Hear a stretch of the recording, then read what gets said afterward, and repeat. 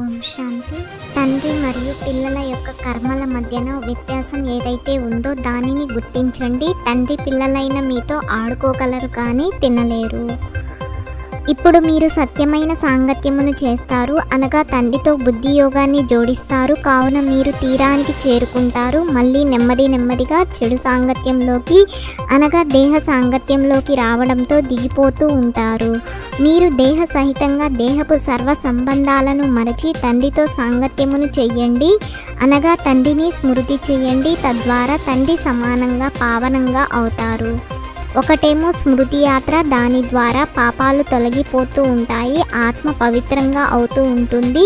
మరియు రెండవ క్లాస్ జ్ఞానానికి సంబంధించినది. జ్ఞానం కూడా సహజమైనదే, ఇందులో ఏ కష్టము లేదు. భక్తి మార్గంలో ఎన్నో ఎదురు దెబ్బలు తింటారు. జ్ఞాన మార్గము సుఖపు మార్గము. మనం సుఖ వారసత్వాన్ని తండ్రి నుండి తీసుకుంటున్నామని మీరు తెలుసుకున్నారు. భక్తి మార్గంలో కూడా ఒకరినే స్మృతి చేయవలసి ఉంటుంది. ఒకరి పూజ కూడా అవ్యభిచారి పూజయే.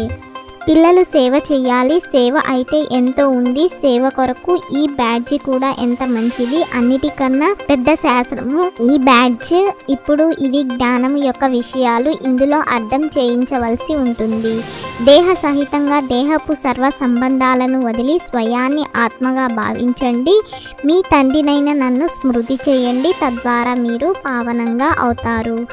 సత్సాంగత్యము తీరానికి చేరుస్తుంది, కుస్సాంగత్యము ముంచేస్తుంది అని అంటారు. తండ్రితో బుద్ధి యోగాన్ని జోడించడం ద్వారా మీరు తీరానికి చేరుకుంటారు.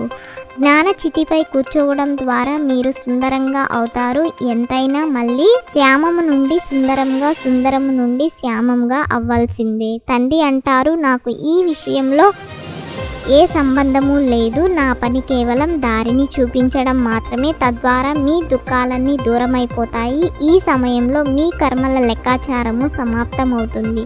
చివరిలో మిగిలి ఉన్న కర్మల లెక్కాచారాలు సమాప్తం అవ్వాలి. దీనికి భయపడకూడదు. అనారోగ్య సమయంలో కూడా మనుషులకు భగవంతుని స్మృతిని కలిగించడం జరుగుతుంది కదా. మీరు హాస్పిటళ్లకు కూడా వెళ్ళి తండ్రిని స్మృతి చేసినట్లయితే మీ వికర్మలు వినాశనమవుతాయి అని వారికి జ్ఞానాన్ని ఇవ్వండి. ఇప్పుడు తండ్రి పిల్లలైన మీకు శ్రేష్టంగా అయ్యేందుకు శ్రీమతాన్ని ఇస్తారు. పురుషోత్తములు అన్న పదమును ఎప్పుడు మర్చిపోకండి. కల్పకల్పము మీరే అలా అవుతారు. రోగగ్రస్తులకు చెప్పండి, మాకు కూడా పెద్ద డాక్టర్ ఉన్నారు. వారు అవినాశి అనంతమైన సజ్జన్. మేము వారికి చెందిన వారిగా అయ్యాము. వారు మమ్మల్ని 21 జన్మల కొరకు నిరోగులుగా చేస్తారు. ఆరోగ్యం కోసం అంతగా ఎందుకు కష్టపడుతున్నారు అని హెల్త్ మినిస్టర్కు అర్థం చేయించండి. ఫుడ్ మినిస్టర్కి అర్థం చేయించండి. మొట్టమొదట అందరికన్నా పెద్ద ఫుడ్ మినిస్టర్ శివబాబా. వారు ఎంతటి ధ్యానమును ఇస్తారంటే దాని ద్వారా స్వర్గంలో ఎప్పుడూ లోటు అనేది ఉండదు. ఒక్క తండ్రిని సహచరునిగా చేసుకొని మీతోనే కూర్చుంటాము, మీ నుండే వింటాము, మీతోనే తింటాము అన్నది అనుభవం చెయ్యాలి. చెడు సాంగత్యమును వదిలి సత్యమైన సాంగత్యంలో ఉండాలి. కర్మల లెక్కాచారాన్ని స్మృతి యాత్ర మరియు కర్మభోగము ద్వారా సమాప్తం చేసి సంపూర్ణ పావనులుగా అవ్వాలి.